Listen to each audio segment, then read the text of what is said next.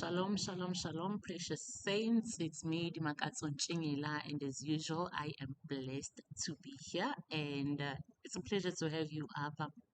So I only have two scriptures for you, ne, this week, and this is actually advice to self, something I've learned, ngami, something I've been seeing kwabanye abantu, and something that is not really going on for a friend of mine, but I have a close friend of mine that's working in the spirit, yabo, in the areas of being about temper, patience, and things like that. So, Psalm 119, verse 165 says, "Great peace have they that love thy law, and nothing shall offend them."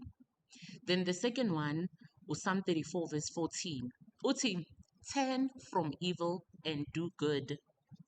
Seek peace and pursue it. So I've been thinking recently, because I've got career aspirations, I've got goals, and I've got my company, and I've been thinking of the past, actually three to be specific, past relationships that I've had.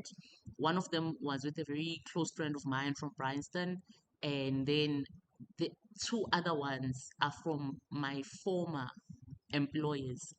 And the way things ended between myself and them wasn't really like the greatest, because at the time I wasn't really like walking in the spirit, so to say, if I can say that. And my behavior, kind of made the situation less, and I could have been more humble. And by the time I approach them, okay, some of them they're still there, like low key, well, mara things are not the same. And now I realize, Uti, from some of them, there are things that I need, like networking wise and business wise. But because I have burned those bridges, and it's not so easy to actually get back to that level of trust again, I'm actually kind of feeling, let me say, those consequences. Although I have tried, to remediate situation, but again, people just want a space from what is toxic from them. And these are what monitoring spirits can do. This is what family spirits can do, and this is what the devil can actually do. He can make you walk in the spirit, or he can bring people into your life that will make you walk more in the flesh than in the spirit. And as a result, you may find yourself, not somebody else, yourself, destroying things that are beneficial for you.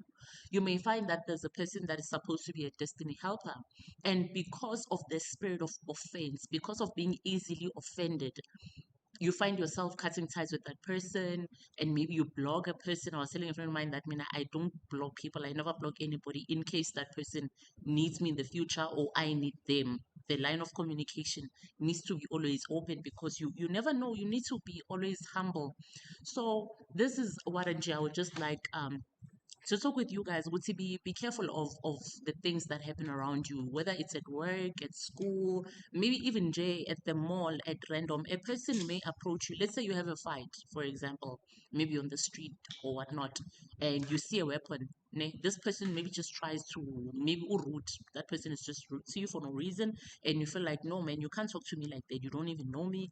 Maybe a fight ensues. You end up hating that person. Maybe now you've got a criminal record. Maybe that person is hurt, and maybe even worse than that. So yabona ukuthi just by that one incident, you can ruin the whole trajectory of your life. But even in less dramatic situations, you may have friends. We all have different personalities. We must always be walking in love. We are all made in the image of God. We each have our different personalities. We come from different backgrounds. So you need to understand that not every person will see things the way you see them. This is where compromises and sacrifices come in, and walking in love comes in. You need to understand the next person's perspective.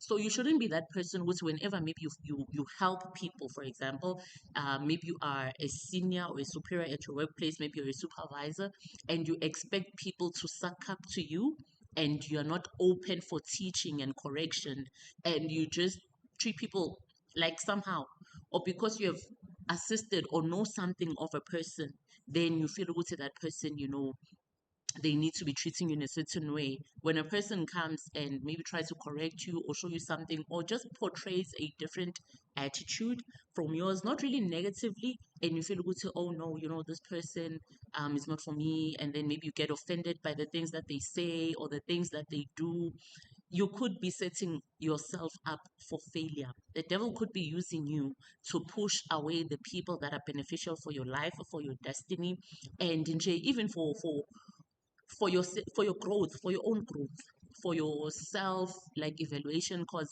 we learn from these people. As I said, backgrounds, circumstances are different, and those things shape our character, they shape our personality, and the way we perceive things is shaped due to a lot of factors, and it's not a one size fits all type of situation. So if you're easily offended, or you want people to behave in a certain way around you, or you yourself expect people to accept the way you are, even though the way you are is offensive to other people, but then you're like, no, I'm the type of person, that's just me, take it or leave it, love me or leave me. Those types of attitudes, guys, you need to get rid of them. They are not of God, they are not of the Holy Spirit, and they are not helping you. They are not helping you in any way. You will find yourself losing out on good people who could be very beneficial to you in the future just because of offense, because of not seeking peace, and because of not walking in those fruits of the Spirit. Yabo. So that's all, Jay, guys. I think it's, let me remind you, to be careful of the relationships that you have. Whenever you have a good relationship or you come across a very good person, they don't have to be the best person. Like, I don't know what best is. First of all, they don't have to be like the richest or the smartest person, or, like the most good looking. No, just look at the character of a person. And what we normally say, you chew the meat, you spit the bones. Whatever that's negative about them, you can try maybe to correct them and teach them, in fixing that way. But if you can see what, this is not really something that I can change, it's kind of maybe they're ghetto. Yeah, ghetto, the word ghetto. You can't really change like a ghetto person. Maybe they're loud and all of that, and you can say what's okay. Although I'm not comfortable, because maybe when you're in a restaurant, this person is just like so loud, and you're like, this is not the place for that. You can't really change um something like that. Yeah, well, a person needs to, control themselves in certain areas, but you don't have to cut ties with the person. You don't have to break the relationship with the person, and you don't even have to tell the person, which, oh, you're too loud, because then they may be offended, and then you break something, yabona, and you don't know ukuthi why did God bring that person into your life. So any solid relationship that you have, like even those soft relationships, you can work on them being solid, and just find out why God has led you to those relationships. Why did God put those relationships into your lives? And those other solid relationships, keep them. Just make sure with you pursue peace. Even if you are having a fight, whether it's with your brother, whether it's an argument, nakona, it's a church mate, a colleague, a friend, or whoever it may be the bigger person at all times. If it happens that the relationship dissipates, disintegrates, gets destroyed, make sure ukuthi it is not by you. You tried, your best to maintain peace, to maintain the relationship, to not burn any bridges. If it comes to that, let it be, but don't force things. Name Shalom, guys. It's always a pleasure to be here. Please do like my YouTube channel, subscribe, share with your friends and family. I'll see you on the next one.